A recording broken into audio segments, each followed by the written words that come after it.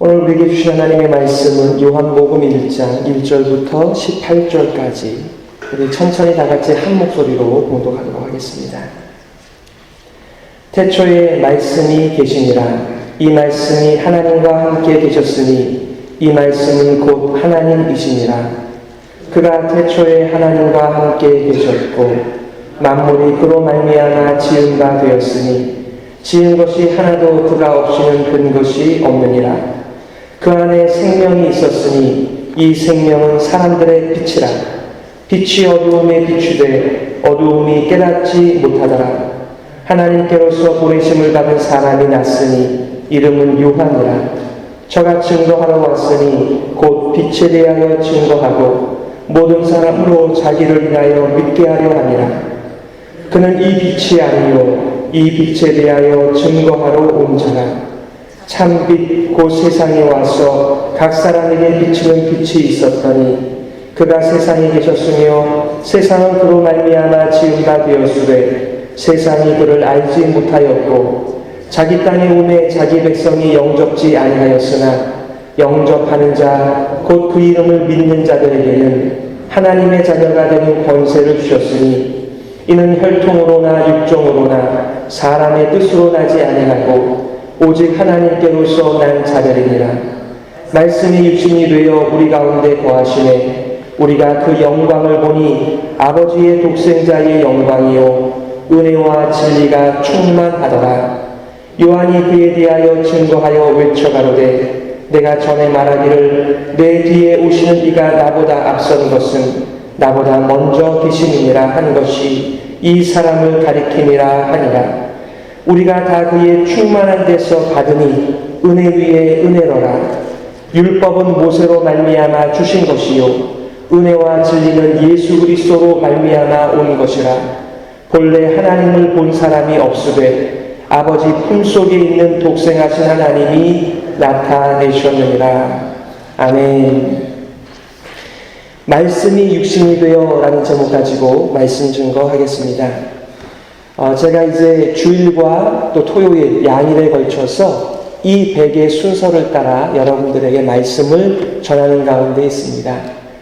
이제는 토요일과 주일에는 신약, 또다시 토요일과 주일에는 구약의 본문이 번갈아 가면서 이어지게 될 것입니다.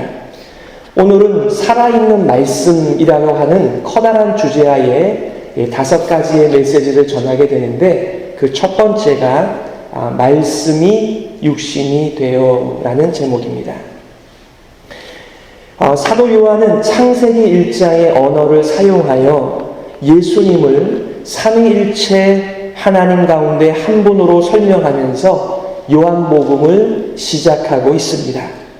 태초부터 계셨던 예수님이 육신이 되신 하나님이다라는 것을 말하고 있는 것입니다. 우리가 창세기 1장 1절을 알죠. 태초에 하나님이 천지를 창조하시니라. 근데 그 창조를 계속 보시게 되면 하나님이 가라사대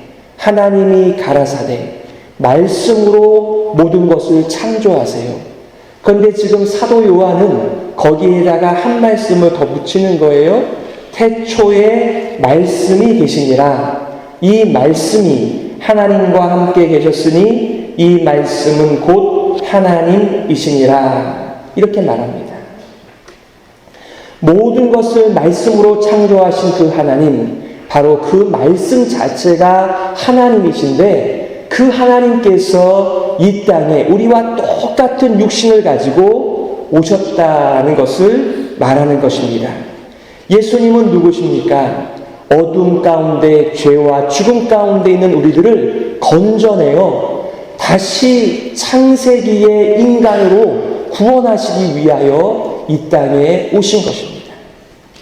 여러분, 배경을 잠깐 설명드리게 되면 이 배경을 계속해서 사도 요한이 말하고 있는데 어떻게 보면 요한복음 1장은 요한복음 전체의 서론, 우리의 목차와 같다라고도 할 수 있습니다. 요한복음 2장부터 시작되어지는 20장까지의 7개의 사인들이 있습니다. 예수님께서 표적으로 주신 메시지들이고 예수님의 하신 일들이에요. 예수님의 모든 말씀과 그분의 사역을 요한이 다시 체계적으로 정리하여 7개의 사인을 통하여 자신이 누구신지, 하나님의 구원의 계획이 무엇인지를 말씀하는 것이 2장부터 요한의 그 가나의 그 혼인잔치부터 시작하여 7개의 사인이 차례로 나와 있는 것을 봅니다. 근데 패턴이 있어요. 그게 뭐냐 하면 예수님은 표적을 행하시는데 사람들은 그 표적을 오해하는 것입니다.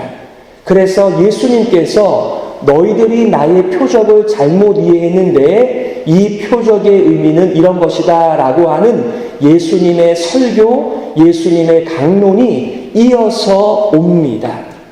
그런데 그것을 가리켜서 지금 요한복음 서론에서는 빛이 세상에 왔지만은 사람들이 그것을 이해하지 못했다라고 개괄적으로 말을 하고 있는 것입니다. 여러분 5절에 보시면 이렇게 표현되어 있습니다.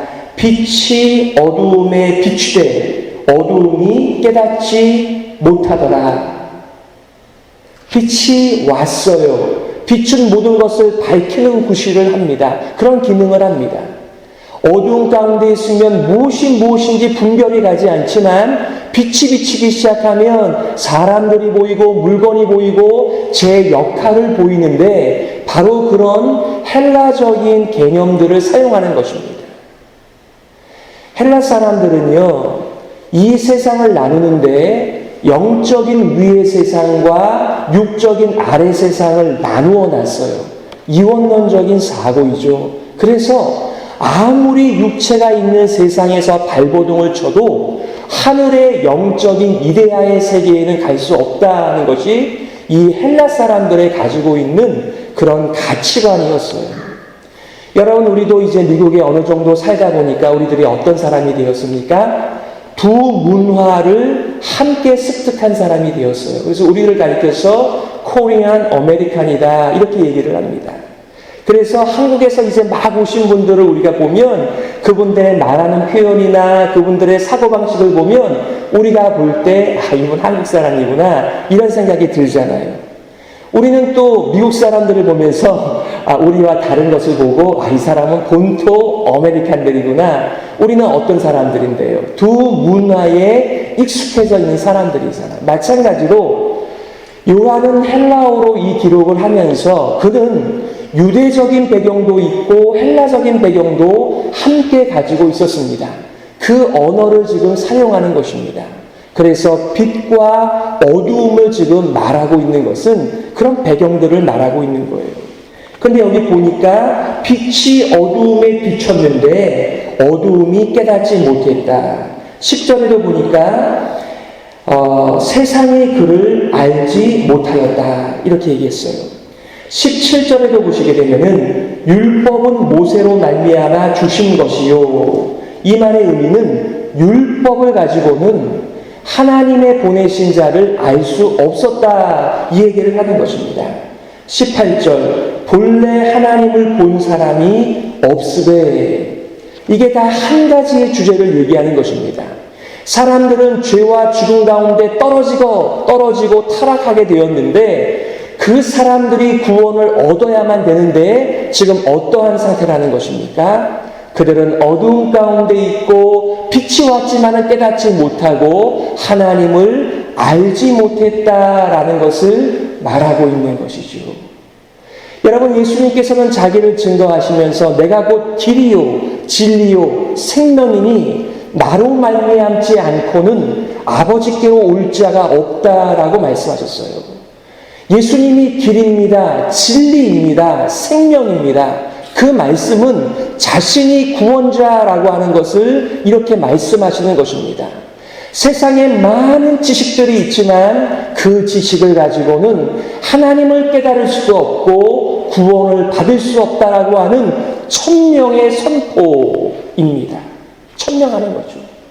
세상은 하나님을 알지 못했다. 율법이 주어졌지만 그들은 여전히 하나님을 알지 못한 채 어두운 가운데 있으면서 빛으로 오신 예수님을 거절했다. 그래서 여러분 2장부터 마지막까지를 보시게 되면 계속해서 유대인이라고 표현되어지는 세상의 대표가 예수님을 거절하고 배척하는 모습을 보게 됩니다. 하지만 우리가 아는 것처럼 12절에 나와 있는 것처럼 유대인이라 아니라 하더라도 영접하는 자, 곧 그 이름을 믿는 자들에게는 하나님의 자녀가 되는 권세를 주셨다라고 말씀하세요. 오늘 여러분들과 크게 두 가지 나누기를 원하는데, 첫 번째는 사도 요한이 예수님을 누구라고 증거하는가라고 말하고 있습니다. 그것은 예수님은 바로 태초의 말씀이다. 하나님께서는 말씀으로 천지를 창조하셨는데 예수님은 인간의 몸을 입고 오신 바로 그 말씀 자체여서 우리를 새롭게 창조하여 주시는 하나님 그분 자신이다, 이렇게 얘기했습니다. 예수님께서 오신 것은 창조의 사역이었어요. 그래서 우리가 뭐라고 말합니까? 사도 바울이 고백하기를 그런즉 누구든지 그리스도 예수 안에 있으면 새로운 피조물이라. 이전 것은 지나갔으니 보라 새 것이 new creation이 되었도다. 이렇게 말하고 있습니다. 예수님의 사역은 사람들을 고쳐서 사용하는 것이 아니라 완전히 born again, 다시 태어난 새로운 창조, 이 사역이다라고 하는 것을 지금 사도 요한은 태초에 말씀이 계셨는데 그 말씀이 육신이 되어 이 창조를 시작하셨다라고 말씀하십니다. 이것을 사도 바울은 에베소서에서 교회를 말하면서 뭐라고 말해요? 이제는 유대인도 아니고 이방인도 아닌 예수님 안에 새롭게 창조된 새로운 백성이라고 표현을 하는 것입니다. 바로 예수님은 영원한 하나님이라는 것이죠. 육신이 되신 하나님이라는 것입니다. 14절에 말씀이 육신이 되어 우리 가운데 거하심에 우리가 그 영광을 보니 아버지의 독생자의 영광이요 은혜와 진리가 충만하더라. 여러분, 하나님을 알지 못하고 구원받을 수 없습니다. 그런데 하나님을 알지 못한다라고 얘기했습니다. 그런데 그 지식을, 그 지혜를 예수님이 인간이 되어 하나님을 우리들에게 완전히 보여주시는 이 계시의 재창조의 사건이 바로 예수님의 성육신이었다라고 지금 사도 요한이 1장에서 선포, 천명하고 있는 것입니다. 그래서 뭐라고 말하고 있는 것입니까? 3절 만물이 그로 말미암아 지은 바 되었으니 지은 것이 하나도 그가 없이는 된 것이 없느니라. 그 안에 생명이 있었으니 이 생명은 사람들의 빛이라. 9절 참빛 곧 세상에 와서 각 사람에게 비치는 빛이 있었나니 그가 세상에 계셨으며 세상은 그로 말미암아 지은 바 되었으되. 14절 말씀이 육신이 되어 우리 가운데 거하심에 우리가 그 영광을 보니 아버지의 독생자의 영광이요 은혜와 진리가 충만하더라.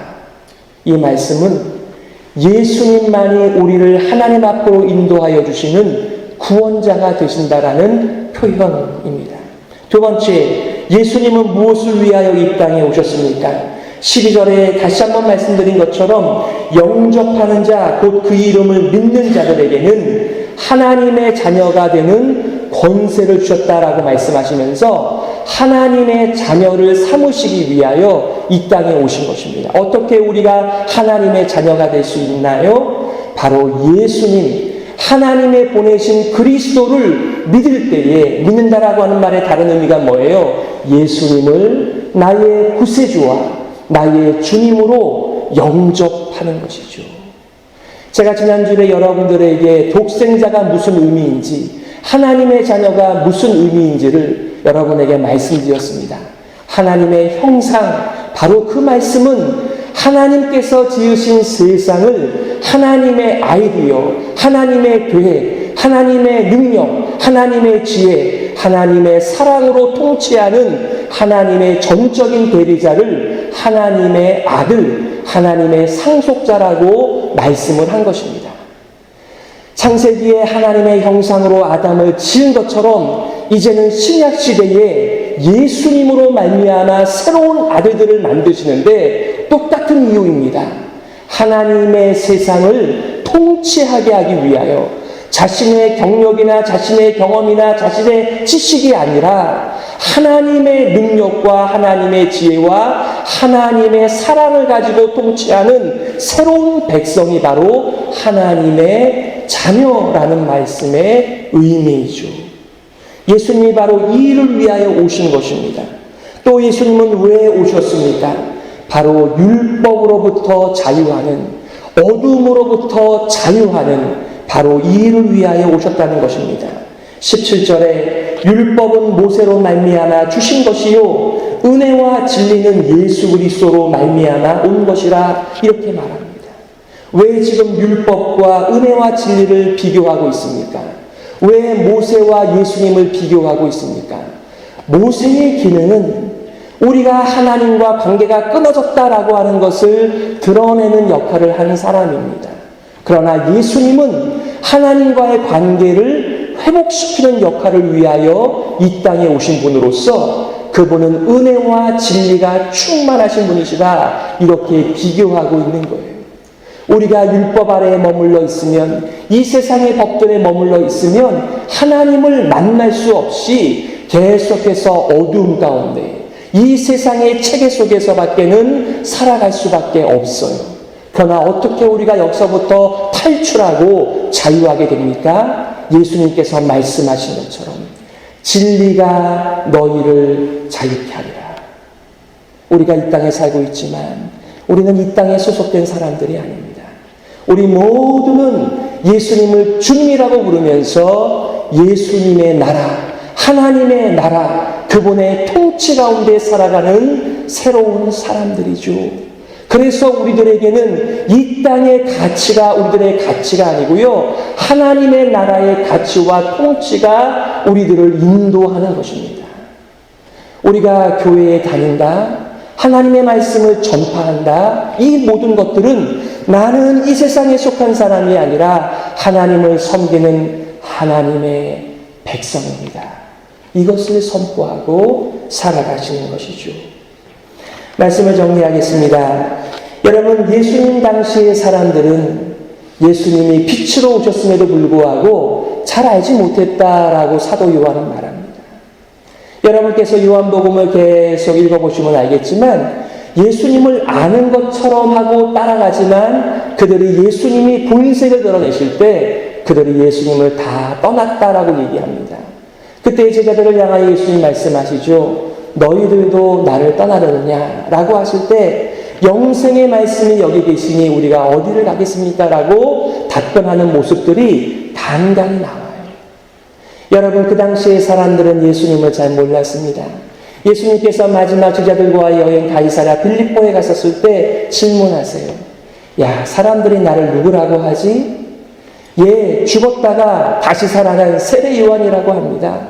예, 선지자 중에 한 사람이라고 합니다. 그래? 너희들은 나랑 이렇게 오랫동안 있었는데 너희들은 나를 누구라고 하느냐? 베드로가 제자들을 대표하여 이렇게 고백합니다. 주는 그리스도시요 살아계신 하나님의 아들이십니다. 바요나 시몬아, 내가 참 복이 있도다. 그것을 알게 하신 이는 하나님께서 너에게 알게 하신 것이다. 바로 그것이 은혜와 진리다라고 말씀하신 거예요. 그러면서 하신 말씀이 뭐예요? 내가 이 반석 위에, 이 신앙 고백 위에 나의 교회를 세우리니 음부의 권세가 이기지 못하리라. 맞아요. 우리 교회는 예수님을 주와 구세주로 고백하는 사람들로 모여진 사람들입니다. 우리는 이 세상의 통치를 받는 것처럼 보이지만 하늘의 통치를 받으며 살아가는 하나님의 자녀이죠.